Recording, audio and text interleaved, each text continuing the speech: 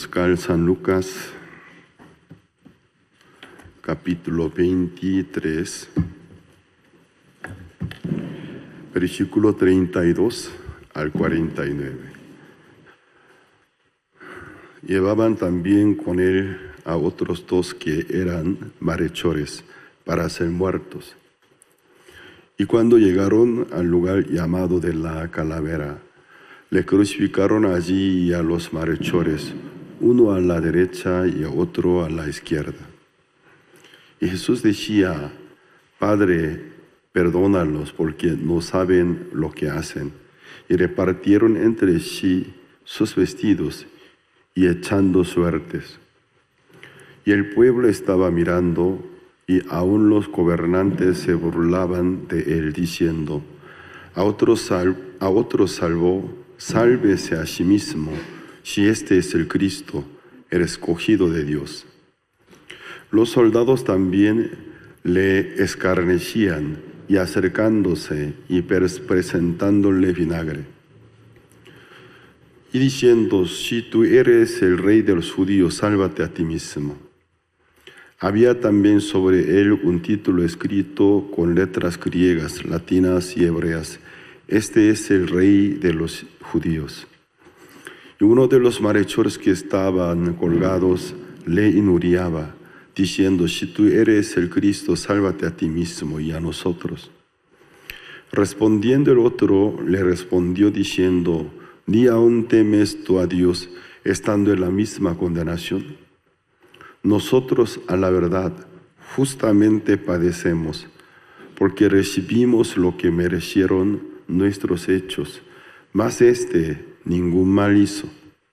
Y dijo a Jesús: acuérdate de mí cuando vengas en tu reino. Entonces Jesús le dijo: de cierto te digo que hoy estarás conmigo en el paraíso. Y cuando era como la hora sexta, hubo tinieblas sobre toda la tierra hasta la hora novena. Y el sol se oscureció y el velo del templo se rasgó por la mitad. Entonces Jesús, clamando a gran voz, dijo: Padre, en tus manos encomiendo mi espíritu. Y habiendo dicho esto, expiró. Cuando el centurión vio lo que había acontecido, dio gloria a Dios, diciendo: verdaderamente este hombre era justo. Y toda la multitud de los que estaban presentes en este espectáculo, viendo lo que había acontecido, se volvían golpeándose el pecho. Pero todos sus conocidos y las mujeres que le habían seguido desde Galilea estaban lejos mirando estas cosas. Hasta el versículo 49 leemos. En el Nuevo Testamento, entre diferentes casos que cómo recibieron salvación, y para mí los casos más dramáticos es el caso de la mujer adúltera y también el caso de este malhechor, uno de dos malhechores quienes fueron colgados juntamente con el Señor Jesucristo. Por ejemplo, el caso de la mujer adúltera, ya que nosotros no somos de aquella tierra ni de aquella época, no entendemos, en realidad no percibimos muy bien. En un país como Israel hace 2000 años, además ciudad de Jerusalén, donde sumamente es una ciudad dirigida por el legalismo hasta sangrar. Son muy celosos los ciudadanos de la ley de Moisés. Adulterar en aquella ciudad no es cualquier cosa. No sé en México, según leyes mexicanas, cómo es. Por ejemplo, yo soy originario de Corea del Sur. En Corea del Sur, hace años atrás, originalmente, el adulterio era un delito y trataba severamente con las leyes penales. Pero unos años anteriores, yo creo que ya más de 10 años se quitó el adulterio entre delitos. ¿Por qué tuvo que quitárselo? Claro, por el derecho, siempre el famoso tema del derecho humano.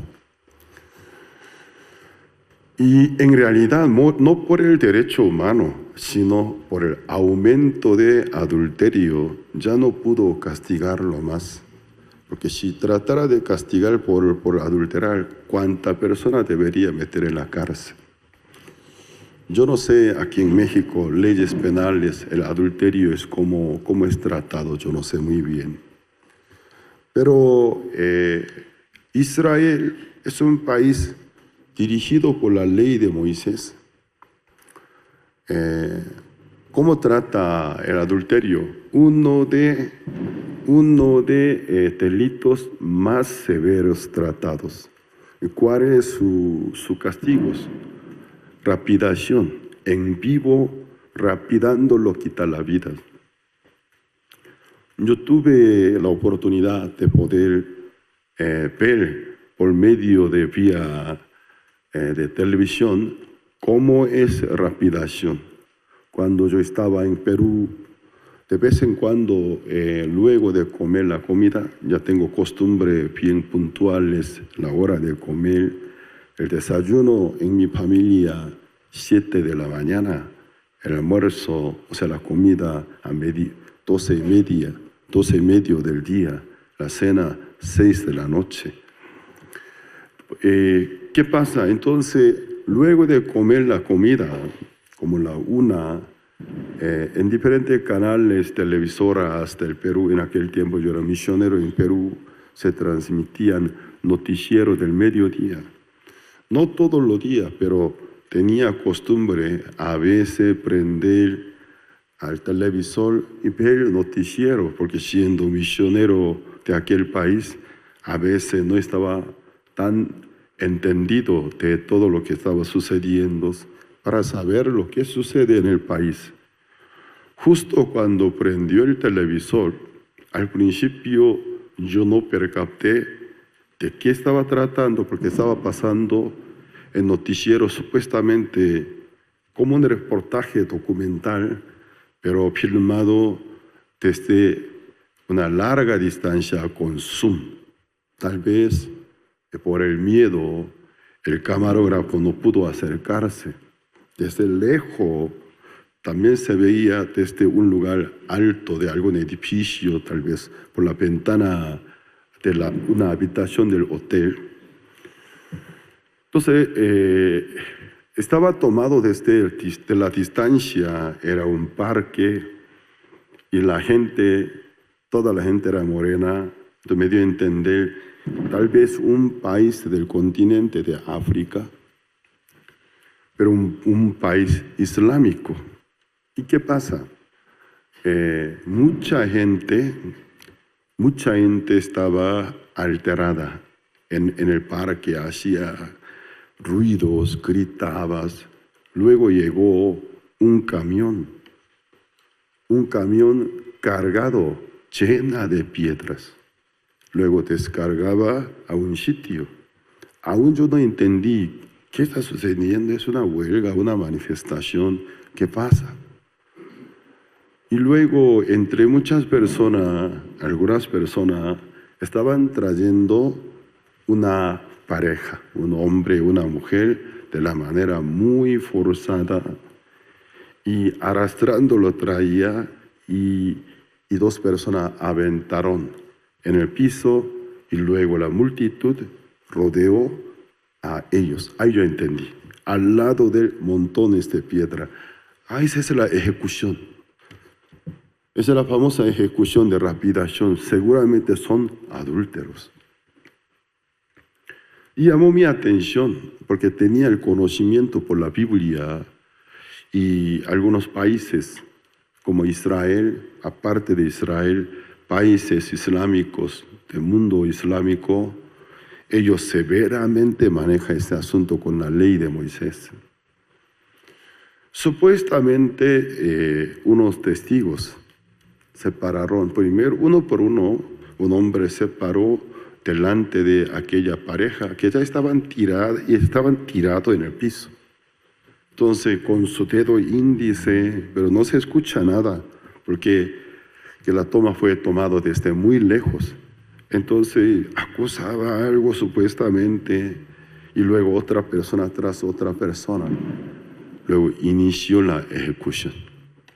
Pero antes de matarlos, primero desde la cabeza hasta el medio cuerpo, al hombre y la mujer pusieron tipo como costal del arroz, para que no vieran a los supuestamente verdugos.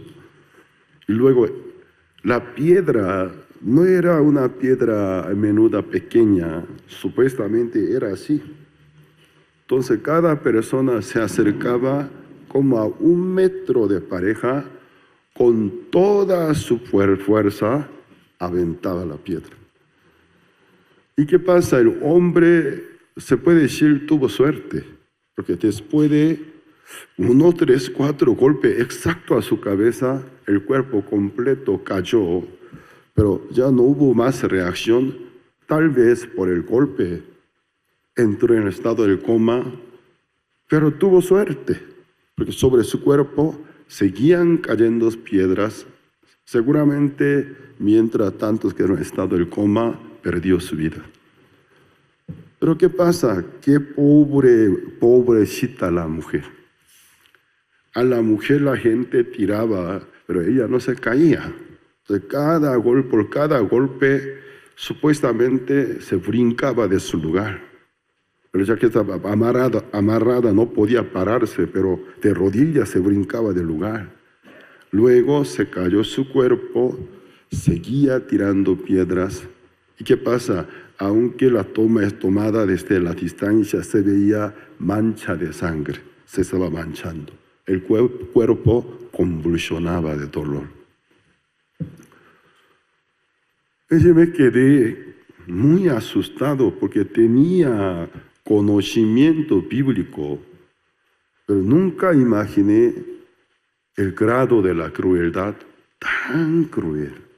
Señor mío, yo dije, porque la imagen muy fuerte a mí me chocó. Todo el día esa imagen no se iba de mi persona. Señor mío, ¿cómo mata a las personas?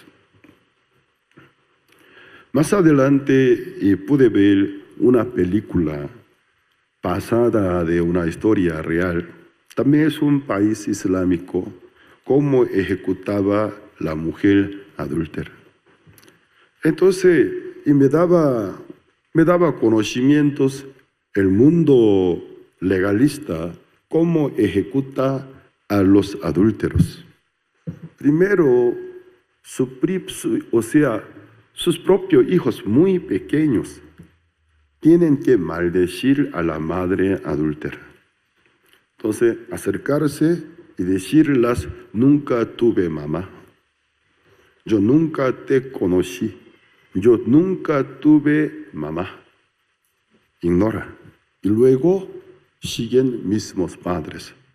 Maldecir en nombre de Dios a su propia hija y decir: nunca tuvimos una hija. Luego, primero hijos obligados, tirar piedra a la madre. Después, los mismos padres. Luego sigue el esposo. Después, todos los ciudadanos. Yo dije, luego de verlos, si esto aplicaría hoy en día en todos los países, ¿qué sucedería? Si en México se aplicara esta ley, ¿qué pasaría?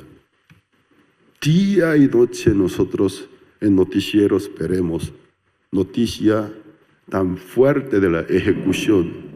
¿Cuánto por cientos de hombres, mujeres casados se desaparecerían en unos meses? Entonces, ¿qué pasa? Pero eso me hizo pensar, me dejó muy pensativo. Bueno, Jerusalén hace 2000 años no era una sociedad como la nuestra, manejada por la ley de Moisés severamente, ya que ella, luego de ser sorprendida en acto mismo de adulterio, fue traída a la explanada del templo. Quiere decir, ella era ciudadana de Ciudad Jerusalén. ¿Qué quiere decir? Siendo una ciudadana de tal clase de ciudad, adulterar. La Biblia, ¿qué quiere decirnos? La Biblia nos lanza una pregunta, o mejor dicho, nos ofrece un entendimiento sobre el poder del pecado. Entonces, el poder del pecado y el poder de la ley. Por ejemplo, Estados Unidos es una nación dirigida por la ley, más que cualquier otro país. Allí, sin permiso, sin autorización, se hace manifestación, el derecho humano no se aplica a ellos. La policía que dice, mientras tantos que tú respetas la ley, tu derecho es respetado. Pero si tú violas la ley, tu derecho no será respetado.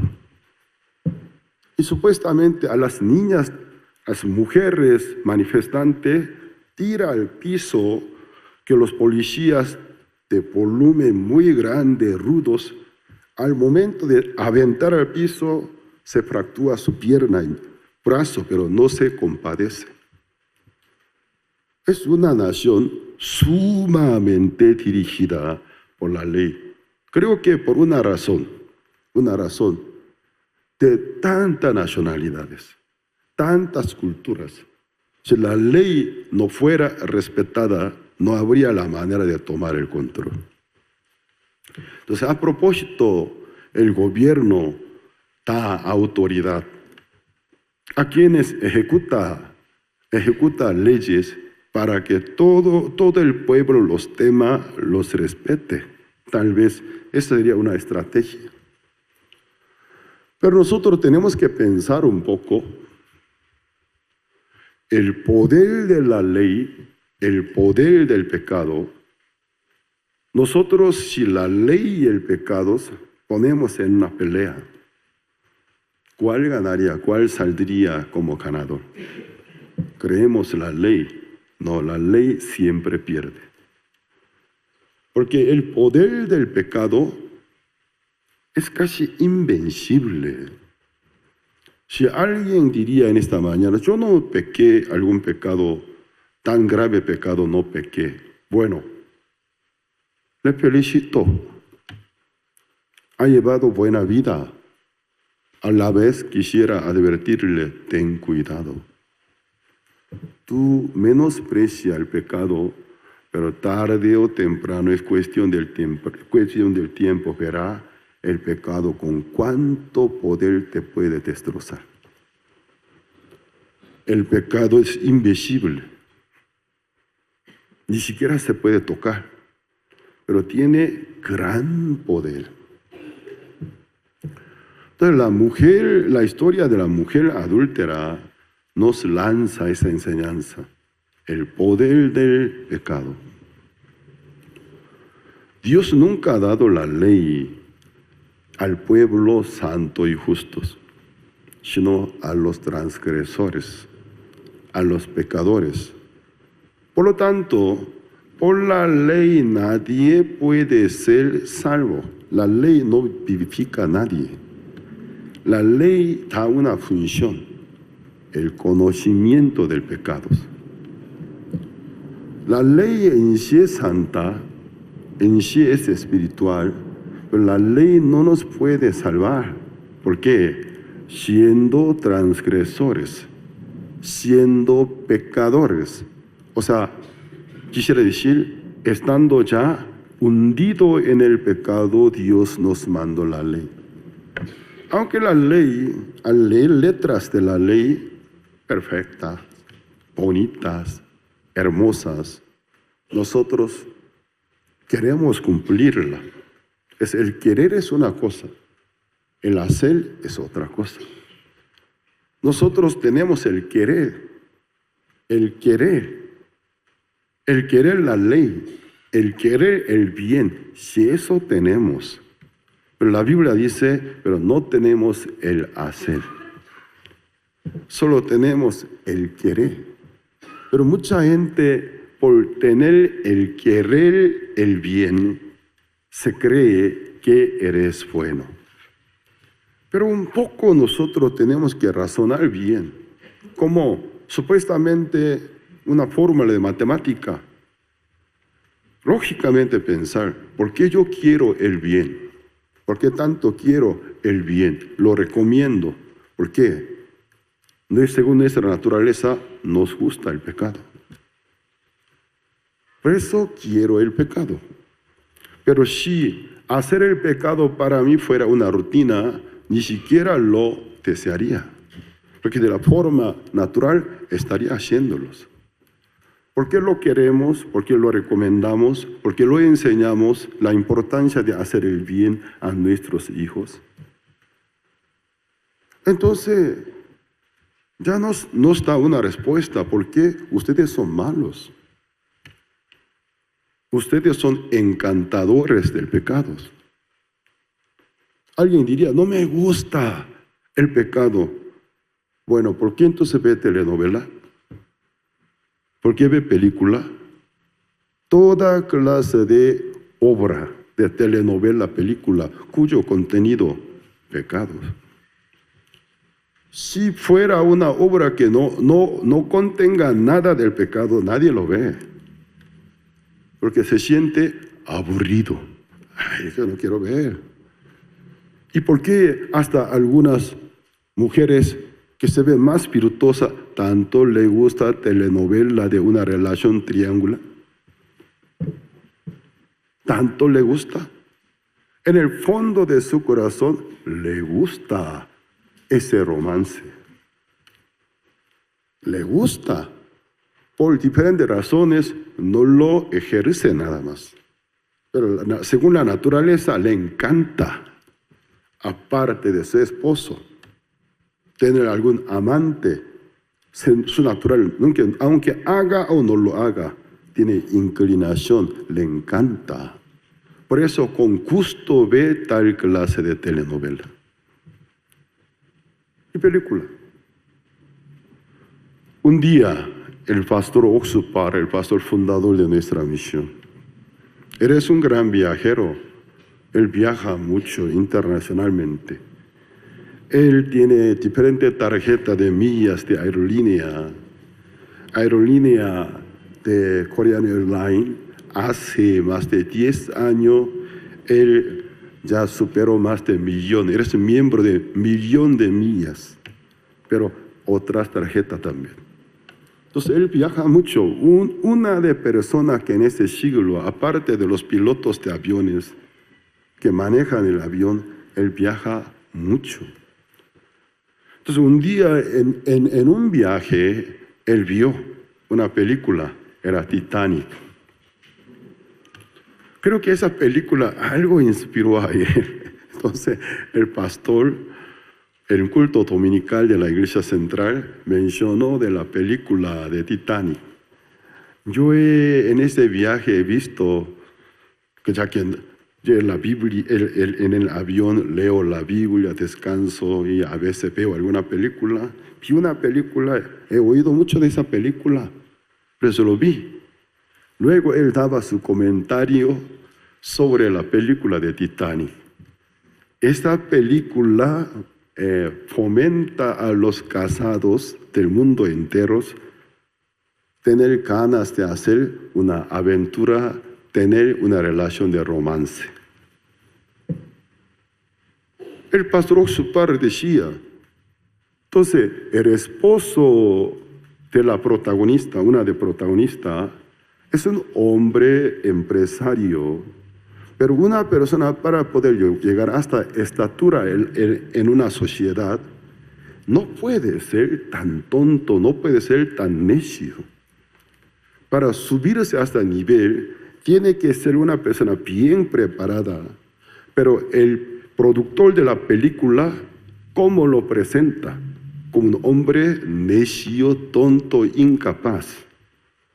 Y presenta al novio, un hombre talentoso, un hombre bueno. Esta película fomenta al mundo entero tener ganas de tener una relación de romance. Entonces hablaba de la irrealidad de la película. El productor de la película, para ganar dinero del público, tuvo que hacer un guión especial. Pero el mundo real es contrario. Un vago, mujeriego, es inútil. Un hombre empresario, bien preparado, estudioso, pero en la película, ¿cómo lo presenta? Inútil, verdadero, insensible. Un vago mujeriego mucho más inteligente, mucho más talentoso. Cuando yo escuché ese comentario, a partir de ese día hasta ahora, ¿qué creen? Nunca he visto la película Titanic. Aunque yo también viajo mucho, entonces en diferentes aviones he visto la película ofrecida. Nunca lo vi, porque ya he escuchado un comentario. A esta película fomenta el deseo de hacer una aventura en la vida, siendo un casados, tener un romance. Aquí nosotros podemos ver como un contraste el blanco y negro de ser humano. Aparentemente le encanta el bien, le encanta lo recto. Hablamos tanto de lo recto, lo correcto, pero muy adentro de mi corazón nos encanta lo malo, el pecado. Ustedes se puede comprobar, cada día se puede comprobar qué cosa tanto les gusta. ¿Qué cosa tanto les gusta estar viéndolo, oyéndolo? Cosas correctas, poco tiempo. Cosas incorrectas, chuecas, horas. Es nuestra naturaleza.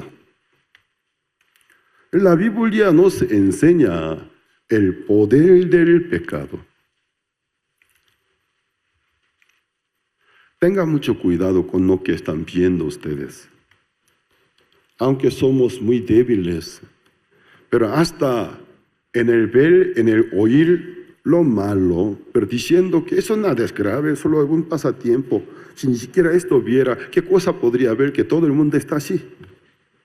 Pero debe poner un límite, porque alguna cosa que se pasa del límite, si está viendo, está oyendo, usted finalmente se confunde, termina confundido. Que los valores que manejan quedan contaminados. Luego se voltea a ver a quien nunca debería mirar con esa mirada.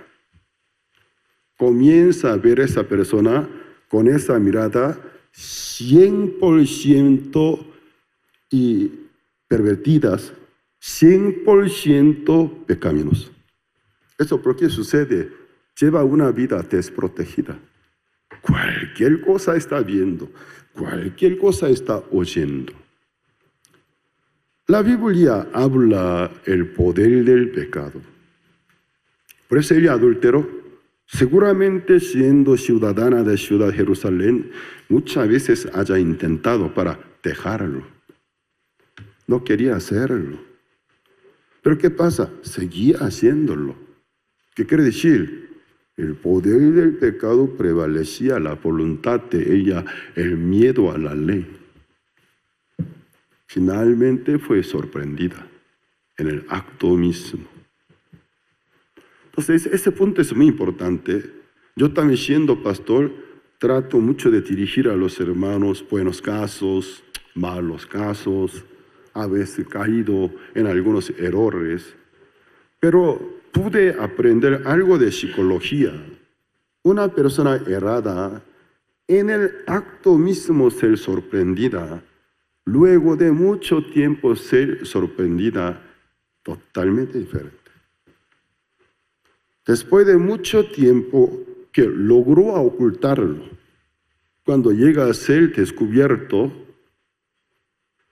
el grado del arrepentimiento es muy mezclado y contaminado, con mucho pretexto, porque ya se preparó buen tiempo para justificarse, ya se acomodó las cosas. Pero el acto mismo, cuando fuera sorprendido, no puede hacer nada de excusa, no puede tener nada de pretexto. O cómo puede decir, está más crudo. Más crudo quiere decir, acepta, sí, me fallé. Entonces yo me he dado cuenta, para que una persona realmente se arrepienta y a esa persona le vale, ¿qué es lo que le vale? En el acto mismo ser sorprendido. Vale.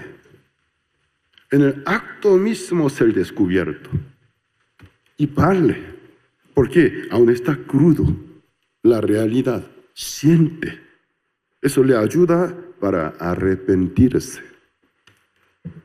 Esta mujer en el acto mismo fue sorprendida. No puede hacer nada de excusa, ni puede tener ningún pretexto. Con la cabeza agachada, según San Juan capítulo 8, no menciona nada de la pareja con quien ella adulteró. Ya que su hombre logró escaparse, o quizás ya lo haya ejecutado. La Biblia no los permite saber. Solo habla de la mujer. Ya esta mujer fue traída delante de Jesús. Los acusadores encerraron a Jesús a ella en medio dejándolos. Supuestamente jamás podría salir de ahí vivos, salvos, no puede salir. En aquella sociedad jamás. En esa condición nadie puede salirse. Pero ¿cómo termina? Ella se salió libre, salva y sana. Porque se manifestó poder de Jesucristo. Ella recibió el perdón de sus pecados. Doble salvación. La salvación del alma, la salvación corporal en el resto de su vida. Y también el caso de salvación de uno de los malhechores. Estos dos casos son más dramáticos entre todos los casos que cómo se recibieron salvación. Hoy yo he elegido el caso de uno de malhechor, cómo recibió salvación. Entonces, este malhechor, ¿en qué condición se encuentra? 2 palmas clavadas. 2 pies clavados. A esa persona diría, con tus manos debes hacer buena obra, hacer limosna. ¿Con qué mano puede hacer? Con 2 palmas estando clavada. Ni siquiera una oración con 2 manos juntadas podría hacer. Clavada. A ese hombre se le diría, tú debes congregarte a alguna iglesia, sea católica, evangélica. ¿Con qué pie puede congregarse?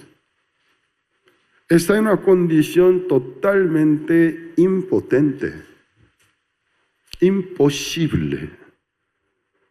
Entonces, estando en una situación limitante, en una condición imposible que él pueda hacer algo por su propia voluntad para tener algunos méritos. Pero ¿cómo termina? Recibiendo una promesa del poder ingresar al paraíso. Nos da a entender que recibió salvación, el perdón de los pecados. A mí me gustaría preguntar a los líderes de diferentes religiones cristianas, sea evangélica, católica, etc. ¿Cómo tú puedes dirigir a una persona condenada, sufre a causa del pecado, para poder llevarlo a la salvación? ¿Qué se necesita? ¿Cuánto tiempo tú debes llevarlo? Eso yo quiero preguntarlo. Alguna iglesia, por su doctrina, Para ser miembro comprobado, aceptado, se necesita mínimo 6 meses de congregarse.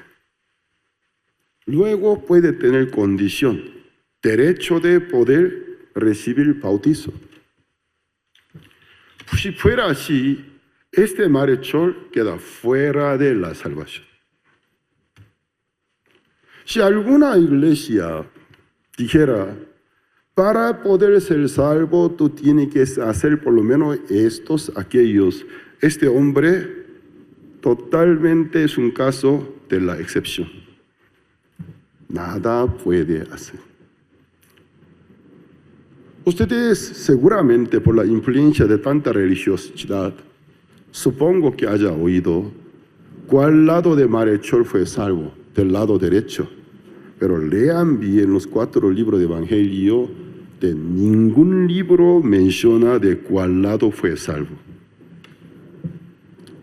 Solo la Biblia, información registrada, 2 malhechores juntos al principio injuriaban a Jesús, dice. Los 2 son iguales. Jesús estuvo colgado en la cruz 6 horas. Entonces, esos 2 malhechores, en los últimos momentos de sus vidas, tuvieron un momento, un tiempo de oro crucial que puede cambiar el destino final de sus vidas. Total, ¿cuántas horas? En la cruz 6 horas, pero aproximadamente unos 11 o 12 horas. Porque según la Biblia, San Juan capítulo 19, versículo 14,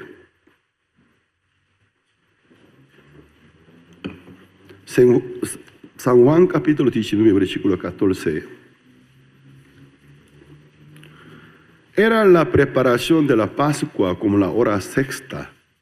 Entonces dijo a los judíos, he aquí vuestro rey. Cuando Jesús apenas fue sentenciado, el apóstol Juan aquí especificó la hora sexta, dice, como la hora sexta, pero en el libro de San Juan. Entre San Mateo, San Marcos, San Lucas, San Juan, el libro de San Juan más tarde se escribió, cuando costumbre, tradición romana llegó a ser universal en el mundo occidental. Mientras tantos que Mateo y Marco, Lucas aún usaban horas judías. Pues ustedes cuando leen minuciosamente la crucifixión de Jesús, su padecimiento, 4 evangelistas mencionaron de horas, pero pueden ver, horas mencionadas, Mateo, Marco, Lucas coinciden. Pero hora mencionada Juan no coincide, porque hora de San Juan es hora romana. Entonces, hora sexta, 6 de la mañana. Pero horas de San Mateo y Marcos y Lucas, horas judías tradicionales. Los judíos, ¿cómo dividían horas? Hora 0, 6 de la mañana. Hora tercera, 9 de la mañana. Hora sexta, mediodía. Hora novena, 3 de la tarde. Entonces ellos dividían por 3 horas, cada 3 horas, 6 de mañana, 6 de la tarde. De la misma manera, 6 de la tarde es el día siguiente. El concepto del día judío no es como concepto del día nuestros. Para nosotros el día siguiente, consideramos como amanezca, es el día siguiente. Pero según el concepto tradicional judío, el día a partir de las 6 de la tarde al día siguiente a las 6 de la tarde. Es un día. Entonces, a partir de las 6 de la tarde no es el hoy. Y para nosotros aún sigue hoy, pero para el judío no es hoy. Por ejemplo, ahora si fuera a las 5:59. ¿Hoy qué fecha es?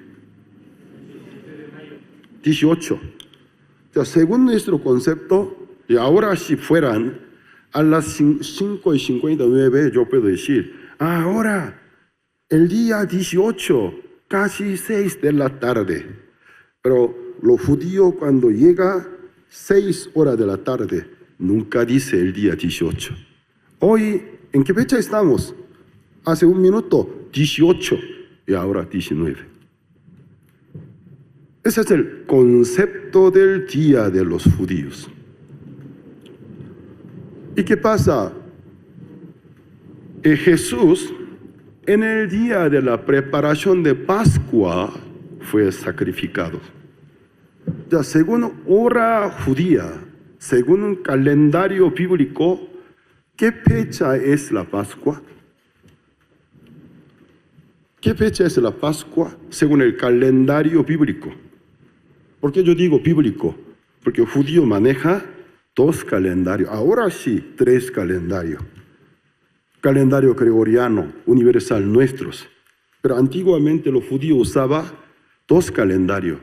Calendario tradicional, calendario del pueblo, calendario religioso, o sea, calendario bíblico. Entonces, ¿qué pasa?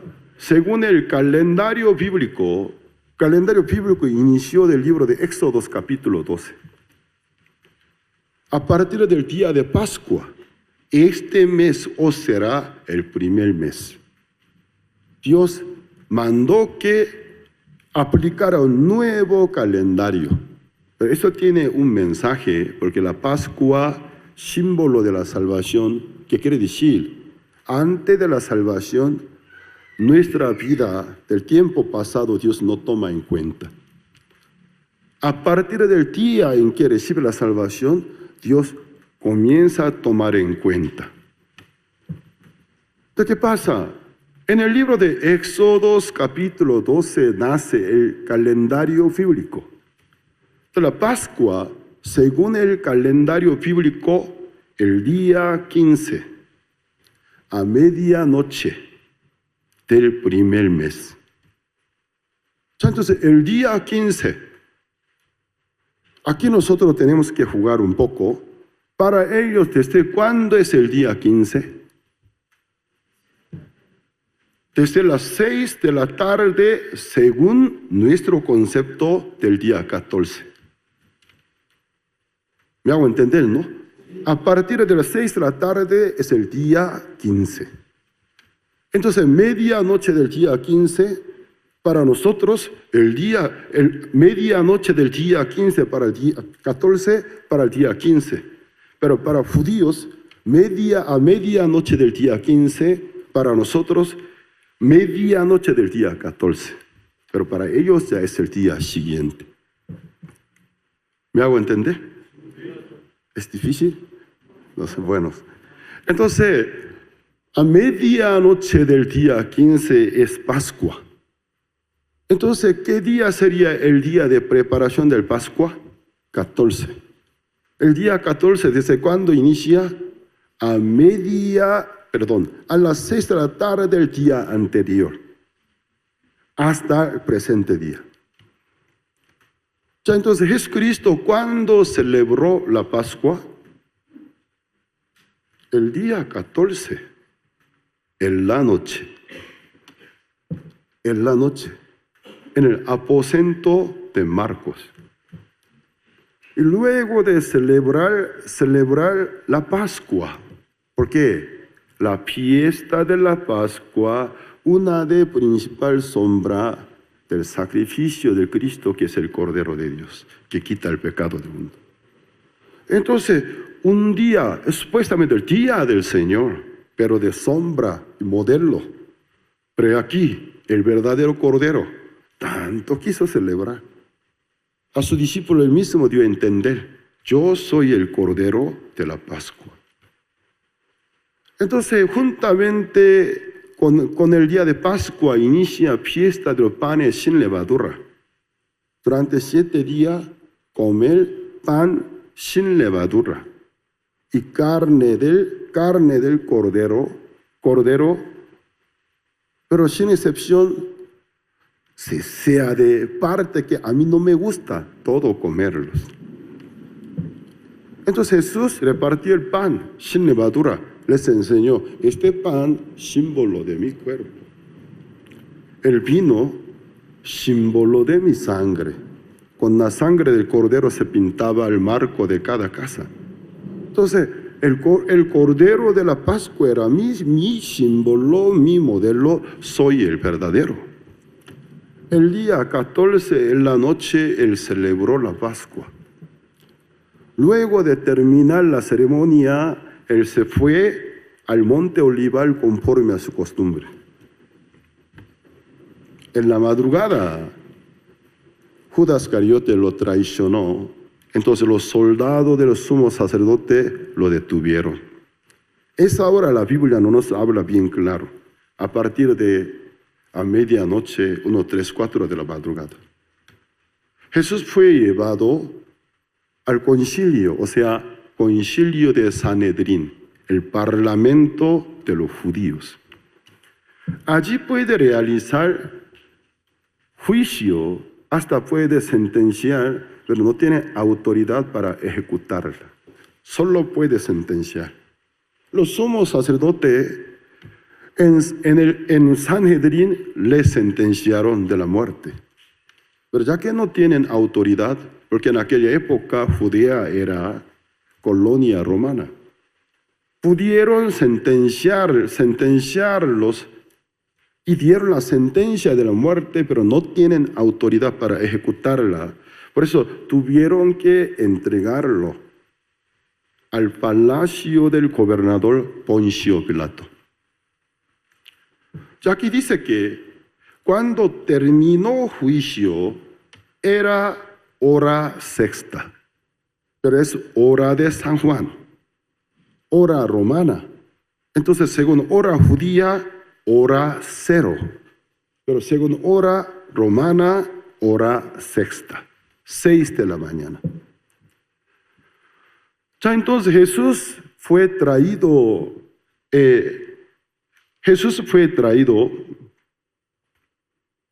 al palacio de Poncio Pilatos,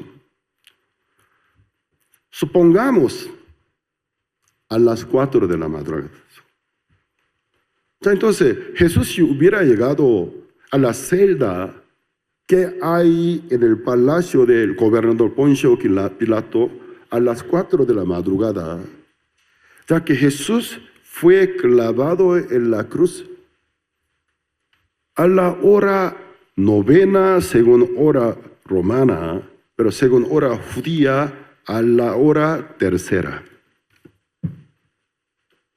Entonces, los 2 malhechores estuvieron en la misma celda, donde más tarde Jesús llega. Con Jesús tal vez unas 2 horas en la celda. Luego, a la hora sexta fue el juicio. Antes de dar dictamen a Jesús, primero a ellos. Entonces, ellos estuvieron presentes en todo el proceso de la interrogación a Jesús y darle dictamen. Ellos también estuvieron al lado de Jesús, muy cerca. Todo el diálogo oyeron. ¿Cómo Jesús contesta? Oyeron. ¿Cómo Jesús se comporta? Vieron. Antes de ser crucificados, supongamos unos 5 horas. Ya que Jesús ha llegado no hora sexta, hora 0, sino en la madrugada ya llegó. Si 2 malhechores hubieran pasado unas 2 horas con Jesús, en la celda sería como 4 de la madrugada. Luego fueron sacados para ser juzgados a la hora sexta según hora romana, según hora judía, hora 0. Jesús fue sentenciado. Ya entonces, de ahí corre 9 horas. Porque Jesús, a la hora tercera, según hora judía, según hora romana, novena, 9 de la mañana, se crucifica 3 horas. Jesús en la cruz, crucificado a la hora tercera, según hora judía, a la hora sexta, según hora judía, empezó a oscurecerse el cielo, según hora romana, a mediodía. Entonces, en el mediodía el cielo se volvió como una noche, pero es un fenómeno, porque muchas veces en Israel había caído lluvia, pero no está hablando de esa densidad de nubes. En el pleno día oscurecerse, sino se volvió como una noche. Era un fenómeno, un fenómeno.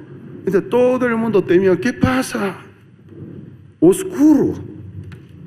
Hora sexta, a mediodía. Y luego a la hora novena, según hora judía, según hora romana, 3 de la tarde, expira. Vamos a ver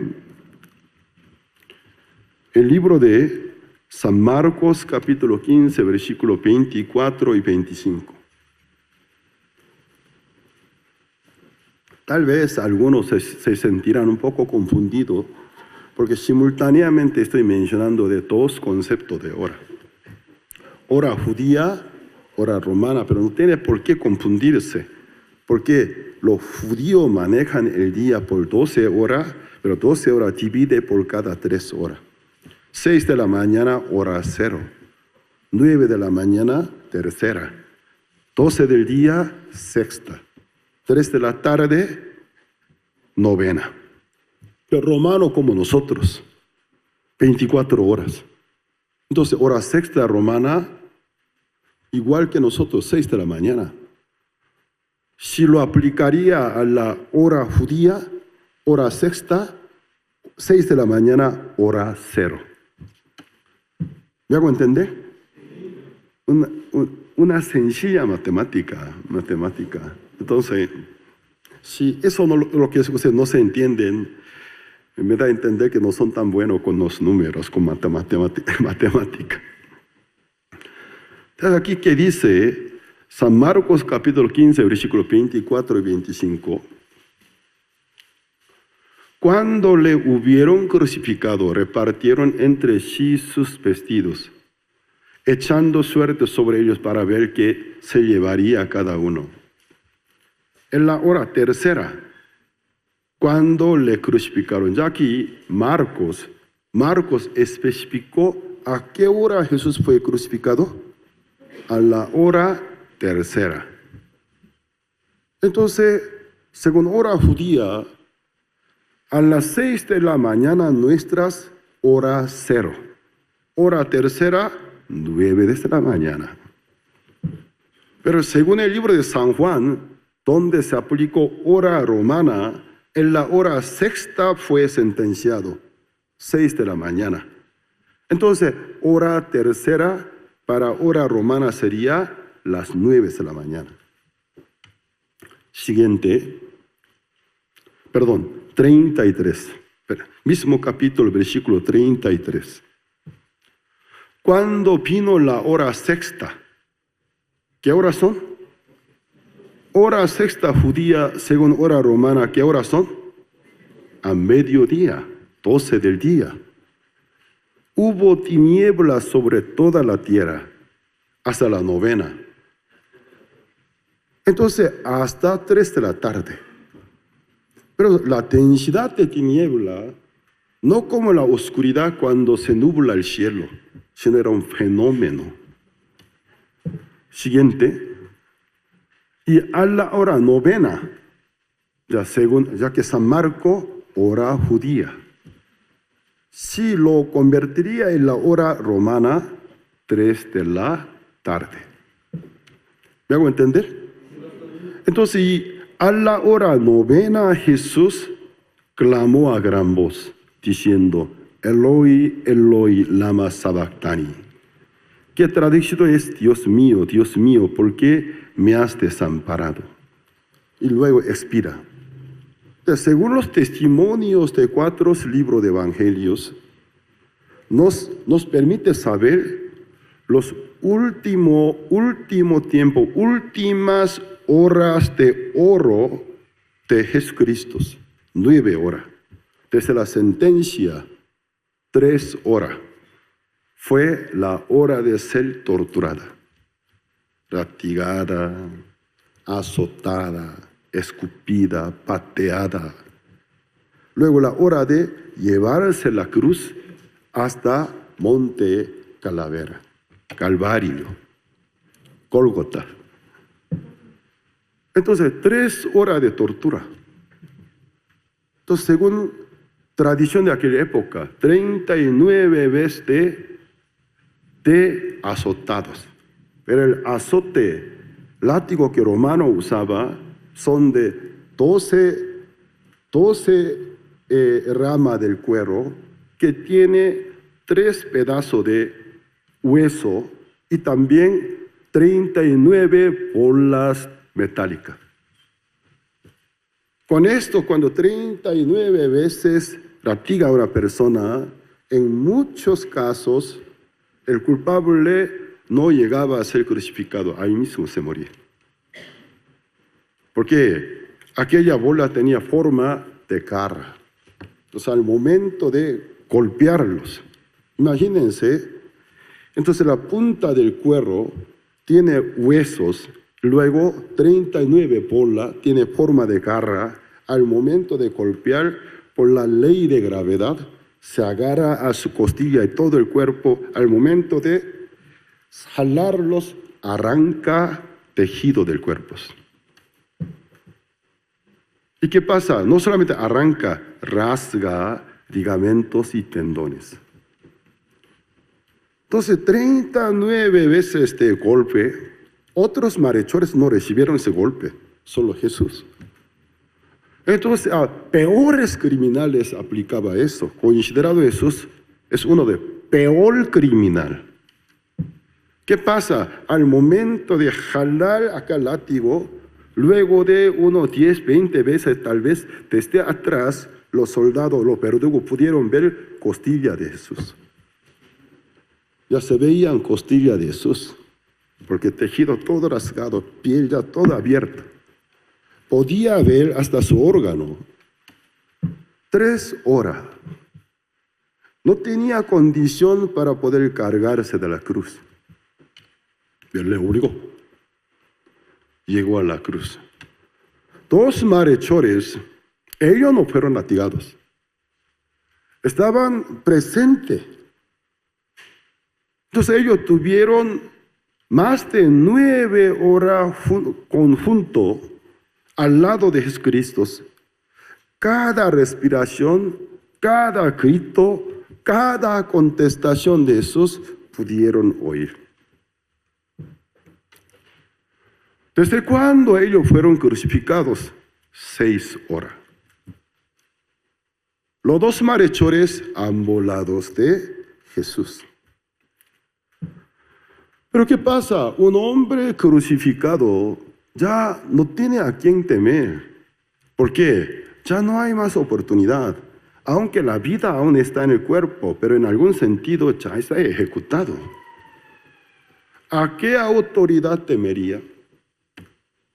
Entonces, en general, ellos desde la cruz injuriaban, maldecían a todas las autoridades, sumos sacerdotes. Son colgados en madero, símbolo de lugar de la maldición. Entonces, aunque se va sus almas a la perdición eterna, ya no tiene arrepentimiento. ¿Qué pasa? Insulta a todo el mundo, aunque sean sumos sacerdotes, rabinos, no hay excepción. La Biblia dice, 2 malhechores injuriaban, dice. Poncio Pilato, César de Roma, a los sumos sacerdotes, autoridades judías, no temían a nadie. Y también a Jesús.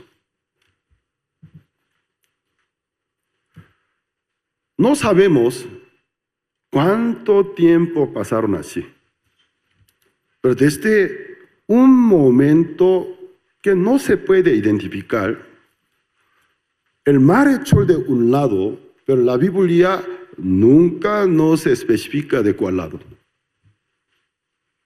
Del lado derecho es un mito cristiano. La Biblia no habla de eso. Justo un mar echó, mirando a Jesús. En medio de Jesús, dos malhechores a ambos lados, con su cabeza agachada, con tanto dolor. Oye, el que se cree el rey de los judíos, tú si realmente fuera Cristo, sálvate a ti mismo y sálvame, yo te creeré. Se burló de Jesús. Entonces el mar echó del otro lado. Él trataba de enderezar su rostro. Imagínense la condición en que se encuentran ellos. Nunca puede ser lúcido. A veces se va su conocimiento, se desmaya y se regresa. Entonces, con mucha dificultad, enderezándose su cabeza, miró a otro lado. Oye, tú y yo nos padecemos por lo justo que nosotros hicimos. Ese castigo nos merece. Pero este hombre no tiene ningún mal. Ya, los dos son judíos. Entonces, a un hombre colgado en un madero, condenado por la ley de Moisés, decir que este hombre ningún mal tiene, esto va contra la ley de Moisés, contra todo el mundo. Este hombre ningún mal hizo. Luego le confiesa, Señor, cuando venga en tu reino, acuérdate de mí. Esa cita bíblica puede proyectarlo, por favor. San Lucas.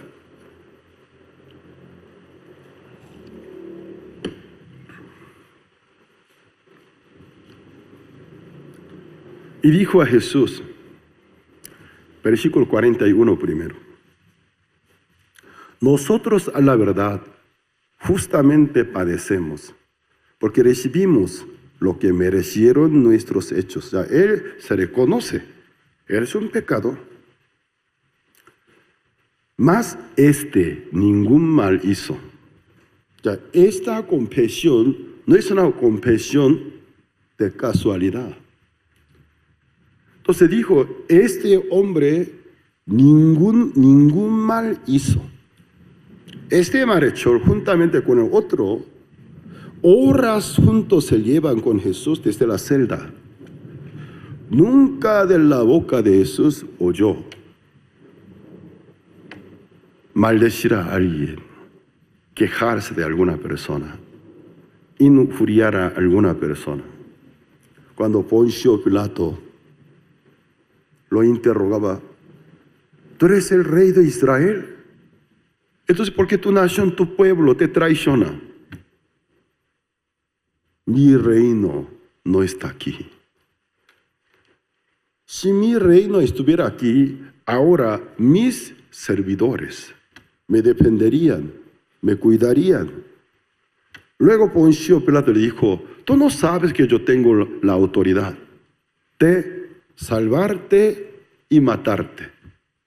Si la autoridad desde ahora no te hubiera dado, tú nada podría hacerlos. Toda la conversación estaba escuchando. Ninguna vez de Jesús, este malhechor pudo ver la maldad. Quejarse de alguna persona, amenazar, maldecir, injuriar. Desde cuando se colgó en la cruz, esta conversación inició luego que Jesús oró. Ya vamos a ver desde el versículo 39.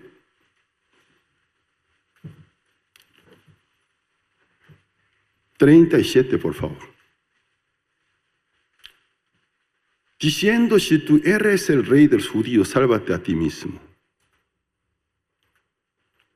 Ya, primero Jesús acabó de orar, viendo abajo la gente cómo se burlaba de él.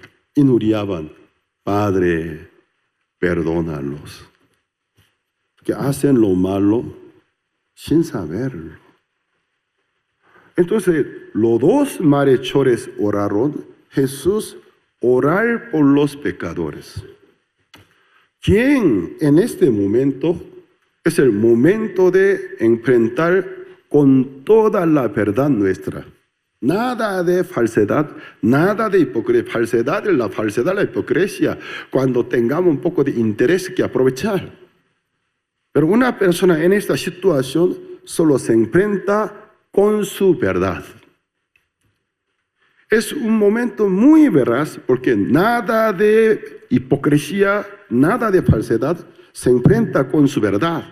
En ese momento sale toda clase de maldiciones, insultos a todas las autoridades, hasta los romanos. Pero de la boca de Jesús, oración por ellos. Padre, perdónalos. O yo, Padre, perdónalos. Porque ellos no saben quién hacen lo malo. ¿Quién hombre? ¿Por quiénes? ¿Cómo le golpearon? Casi destrozaron sus cuerpos. Le dieron horribles látigos, patada y bofetada, escupida. Y le crucificaron. Luego, aún faltara algo, desde abajo se están burlando. Pero ¿qué pasa? Ora por ellos. Padre, perdónalos. Su cuerpo se estaba convulsionando por el dolor. Entonces, con convulsión temblando todo el cuerpo. Pero oraba, Padre, perdónalos. Porque no saben quién hacen lo malo. Un malhechor, sin entenderse de la situación, le injurió. Si tú eres el rey de los judíos, sálvate a ti mismo. Y a nosotros te cree. Aún se burló de él. Pero el otro malhechor cambió. No sé exactamente desde qué momento cambió su mirada, su concepto, su interpretación hacia Jesús. Le estaba viendo. Cuando justo el otro malhechor se burló de Jesús, lo regaña. Oye, con mucho dolor, tú y yo nos parecemos. En ese lugar es justo. Lo que nos merecen, recibimos. Pero él no hizo ningún mal. Ya, cita bíblica, por favor. Siguiente. Esta confesión es esencial. Dijo a Jesús, acuérdate de mí cuando venga en tu reino. Ya, a quien irremisiblemente torturado se está terminando, a él le ruega cuando vengas en tu reino. Entonces, esta cita bíblica nos hace entender qué estaba sucediendo adentro del corazón de este malhechor. Él lo creyó. Eres el Mesías. Es el hombre de la profecía. Él, siendo judío, conoce Isaías 53. Eres aquel hombre descrito en el libro de Isaías. Eres el Mesías. Creyó. Cuando venga en tu reino, acuérdate de mí. Creyó en él. Ya, Jesús, ¿qué le dice? Siguiente versículo.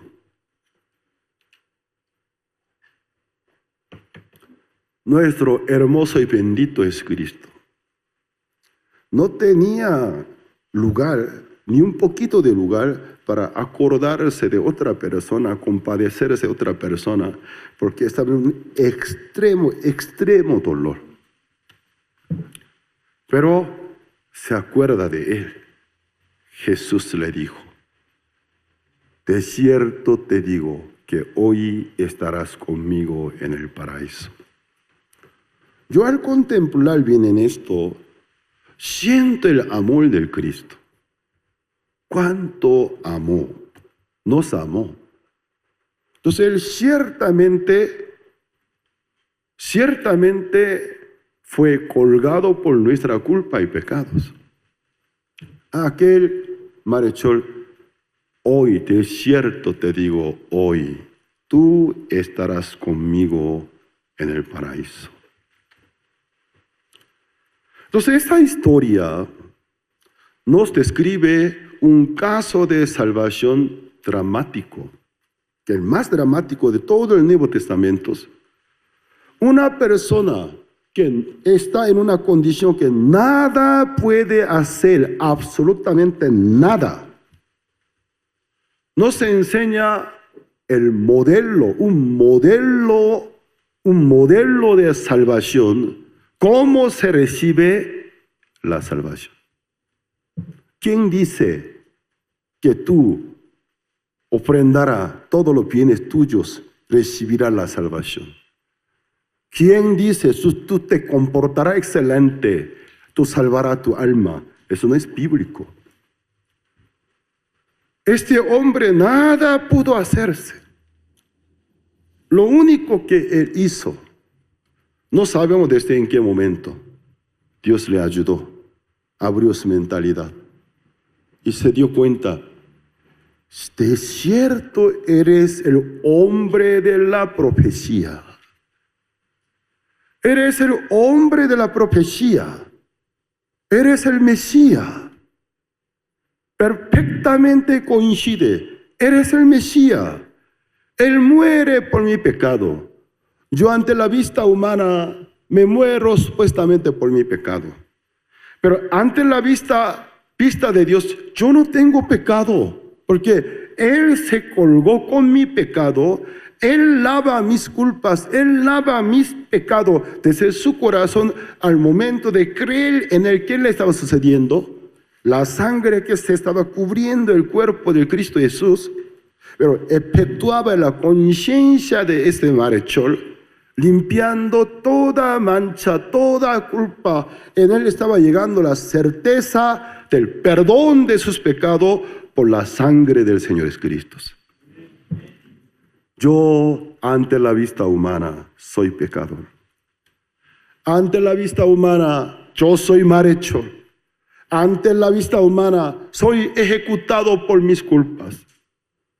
Pero Señor, yo te creo. Tú limpias mis pecados. Tú lavas mis pecados. Tú me liberas. Yo creo. Tú me ofreces el perdón de mis pecados. ¿Quién puede ingresar al paraíso? ¿El pecador o el justo? ¿Y por qué dijo? Cuando venga en tu reino, cuando venga en tu reino, acuérdate de mí, porque él quedó convencido, creyó de que Jesús realmente lava su pecado. Yo no tengo pecado. Ante la vista humana, yo soy pecador, yo tengo pecado, pero yo creo, ante la vista de Dios, yo no soy pecador, porque tu Hijo me lava, me salva. Creyó en Él. Le dijo, cuando venga en tu reino, acuérdate de mí. Aunque Jesús estaba agonizando, no ignoró el momento de la convicción que se convierte en hijo de Dios, que el creer que hubo en su corazón no ignoró. Jesús se enderezó, le dijo, de cierto te digo, hoy tú estarás en el paraíso. ¿Tan maravilloso? Esto a mí me emociona en gran manera. Esto me conmueve. Eso es lo que me cautivó, para que todo el resto de mi vida me dedicara en compartir esta noticia. Porque nunca he conocido, nunca he oído, nunca he visto algún otro amor más grande que esto. Es el amor el más grande que Dios ofreció al mundo. No hay más otro amor que se puede comparar. Nada de condición, incondicionalmente amó a nosotros. Todo el Antiguo Testamento habla sobre el padecimiento del Cristo. La historia de una serpiente del bronce, símbolo del Cristo. Un episodio que se sucedió para que se sirva el modelo de la salvación. Todos los que fueron mordidos por la serpiente ardiente, Dios dio como señal de salvación levantar una asta en la punta colgada, una serpiente del bronce. Todos los que fueron mordidos, si miraren a ella, vivirán. Él dijo, todos los que fueron mordidos, miraron a ella, vivían, dice. Aquella serpiente del bronce. Y también en el libro de Deuteronomio capítulo 21, versículo 22 y 23, vamos a ver. Deuteronomio capítulo 21, versículo 22 y 23. Si alguno hubiere cometido algún crimen digno de muerte, lo hicieréis morir, lo colgaréis en un madero. No dejaréis que su cuerpo pase la noche sobre el madero. Si falta enterrarás el mismo día, porque maldito por Dios es el colgado. O sea, según un concepto de la ley mosaica, el colgado es maldito por Dios. Originalmente en ninguna parte de Israel y Judea, existió tal sistema de ejecución. Crucificación no existe, toda clase de ejecuciones del pueblo judío. Pero es una costumbre pagana. ¿Por qué Dios permitió que Jesús muriera en manos de los paganos? Para que se cumpliera la profecía, para que Él fuera a ser el colgado en madero. Jesús se colgó en madero. Entonces, ante la ley mosaica, ¿qué concepto se lleva? Eres maldito por Dios. Tiene gran sentido. Dios mismo quiso quebrantarlo. Dios mismo quiso matarlo así. Entonces la gente se burlaba. Si Dios fuera realmente tu padre, tú fueras el hijo hijo de Dios, ¿por qué Él no te defiende? Cuando Él clamaba, Elí, Elí, lama sabactani. Mira, está invocando al profeta Elías. Vamos a ver, Él descendería, ¿Él ayudaría o no? Ni siquiera un ángel se descendió para ayudarlo. Totalmente desamparados. De la crucifixión, ¿qué se demuestra a nosotros? Dios lo colgó. ¿Por qué lo colgó? El colgado es maldito por Dios. ¿Quién lo maldijo? Bíblicamente, ¿quién lo maldijo? Dios. ¿Por qué a su santo lo maldijo? ¿Por qué Él maldijo a su santo? Para salvarnos. Porque no le quedaba otra opción. Él quebrantó a su santo, Él maldijo a su santo, para que por Él todo el mundo fuera salvos. ¿Qué pasaría luego que Dios nos ofreció este gran regalo si alguno no creyera?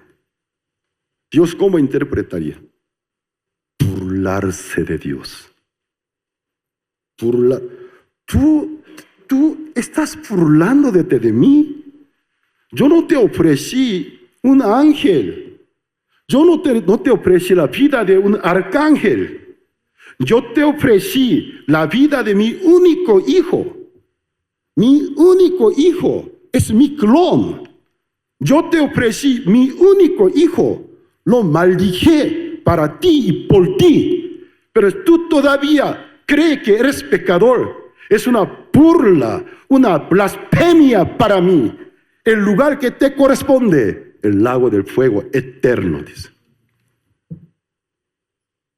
¿Por qué? Tú estás loco. Porque tú estás loco, porque loco de Satanás. Tanto ama a Satanás, con él quiere pasar eternidad. Entonces vete. Dios que ofreció al mundo el máximo regalo.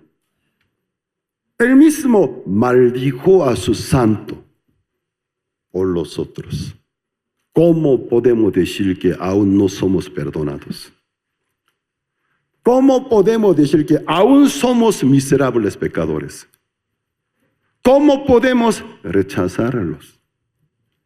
Vamos a ver, Gálatas capítulo 3, versículo 13.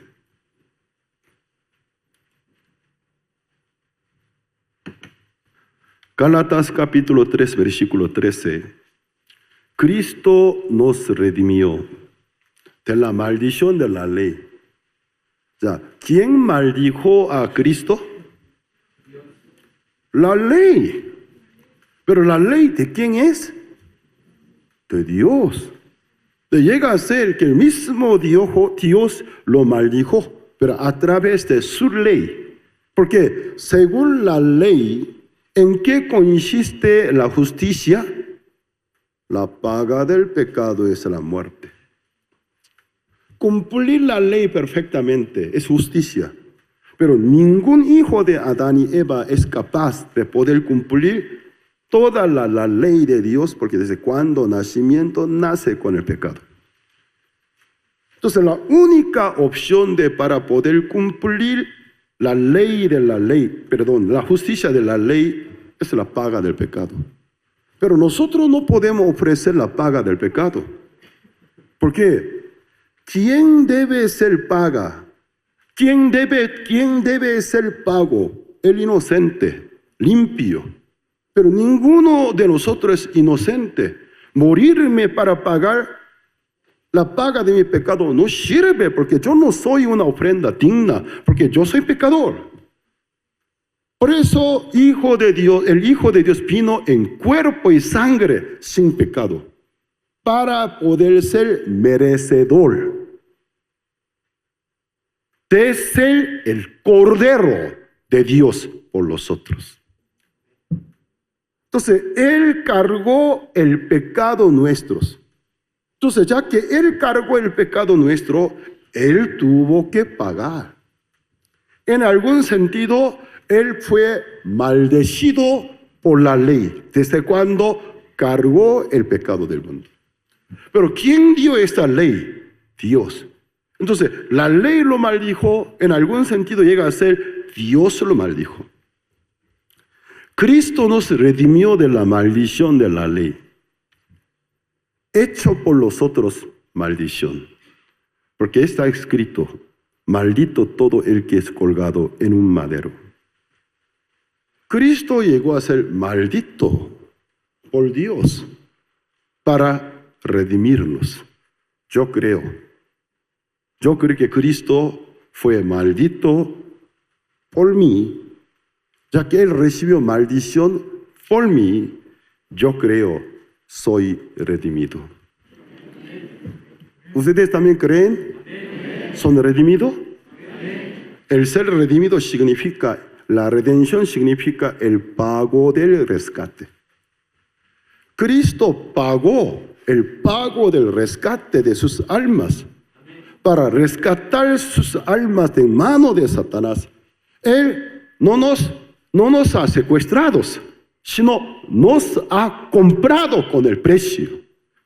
Si nosotros fuéramos secuestrados, no tendría algún valor legal. Satanás reclamaría: lo robaste, lo secuestraste, era mi pertenencia. Pero Cristo no nos secuestró, sino nos liberó, porque nos redimió, ofreció el correspondiente pago. Satanás no tiene ni un poco de derecho para reclamar por nuestras almas. Amén. ¿Ustedes creen que son redimidos? Yo creo. Por último, vamos a ver. Primera de Pedro, capítulo 2, versículo 22 al 25. Primera de Pedro, capítulo 2, versículo 22 al 25. El apóstol Pablo describió que Cristo fue maldecido, llegó a ser maldito por Dios para redimirnos. Pero ahora el apóstol Pedro, estos apóstoles recibieron el evangelio directamente de parte de Cristo, un evangelio no pervertido, no adulterado, el evangelio original que dice. Primera de Pedro, capítulo 2, versículo 22, el cual no hizo pecado, ni se halló engaño en su boca. ¿Quién es? Cristo, el Cristo. Quien cuando le maldecía, no respondía con maldición. Cuando padecía, no amenazaba, sino encomendaba la causa al que juzga justamente. Aquí usa una palabra de clave. Aquí Pedro técnicamente usó una palabra de clave. En vez de decirnos, él encomendaba su alma a Dios. No dijo así, sino encomendaba la causa al que juzga justamente. Aquí apóstol Pedro, ¿cómo presenta a nuestro Dios? El que juzga justamente.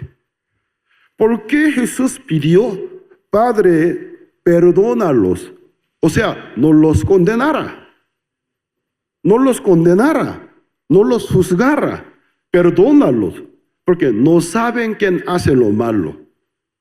Dice la Biblia, Él encomendó al que a causa, dice, encomendaba la causa al que juzga justamente.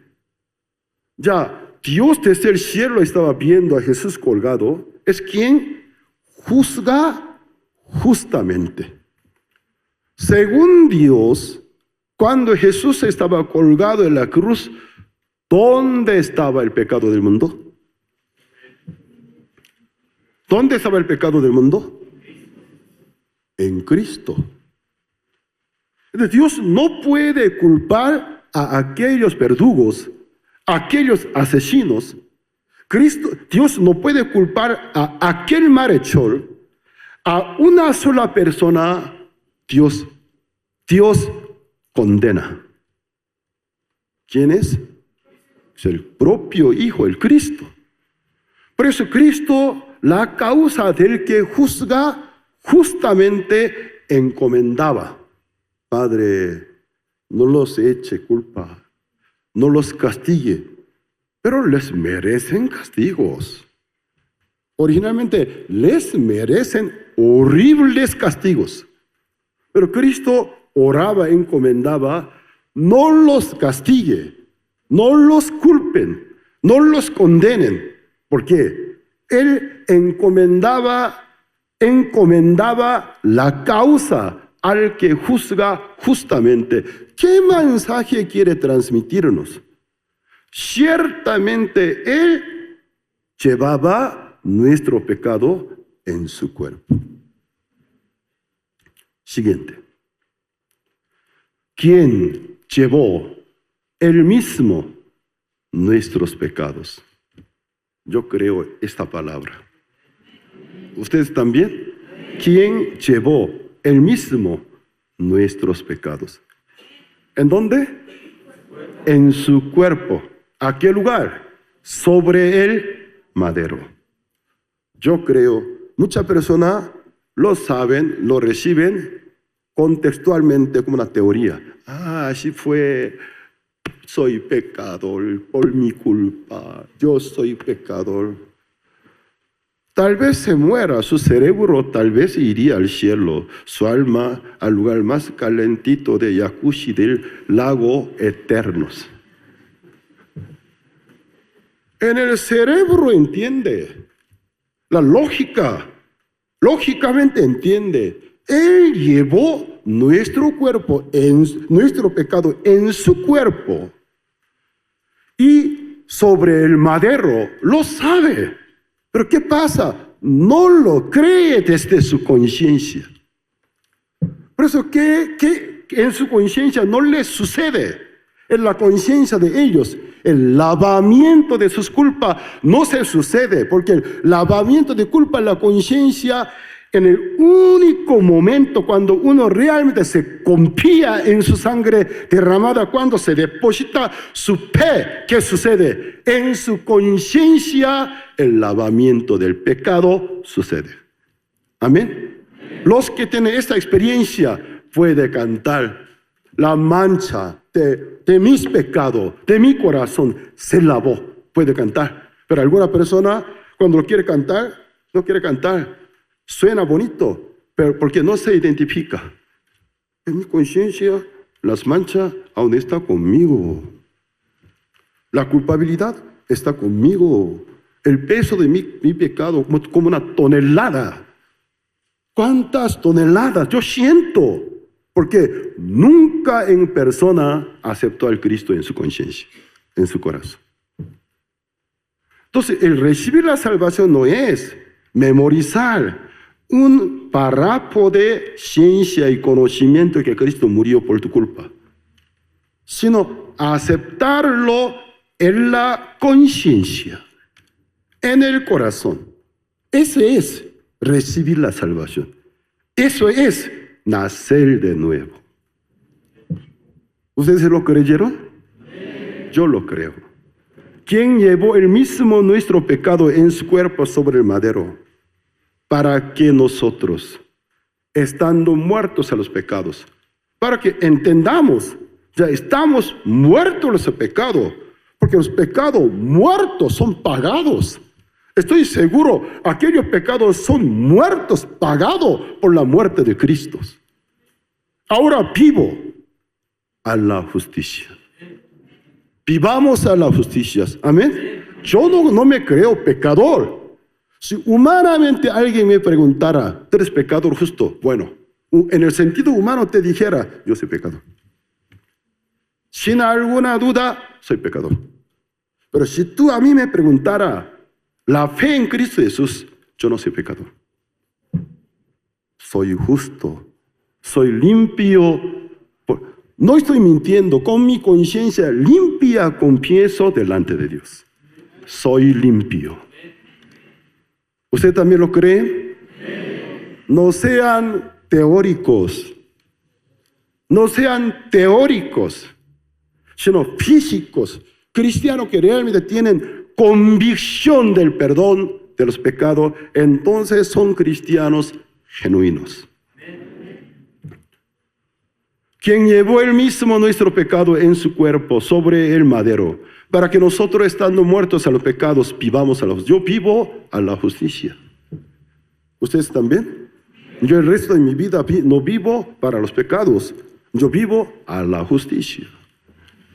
Por cuya herida fuisteis sanados. Siguiente. Porque vosotros erráis como ovejas, descarriadas, pero ahora habéis vuelto al Padre. Mi alma se ha vuelto al Padre y al obispo de mi alma. Ya no soy huérfano. Anteriormente mi alma era huérfano, como una viuda, desamparado. Ahora mi alma no está desamparado, amparado, porque yo me he vuelto al obispo de mi alma, al Salvador de mi alma. ¿Y ustedes también? Entonces, glorifiquen al Señor. Nuestra fe no es una fe de letra, no es una fe muerta. Tenemos una fe viva. Amén. Es una fe viva. No es hablar de letra, sino realmente creer aquella promesa. ¿Ustedes son salvos? ¿Están seguros? Con la conciencia limpia pueden confesar este testimonio. glorifiquen al Señor. Sus almas son salvadas. Anuncien el Santo Evangelio al mundo entero. Muchos aún viven en condenación, en sombra de muerte. Algunos, por más que tenga un poco de teoría, pero les hace falta confirmar desde adentro del corazón de ellos. Dios les bendiga. Gracias.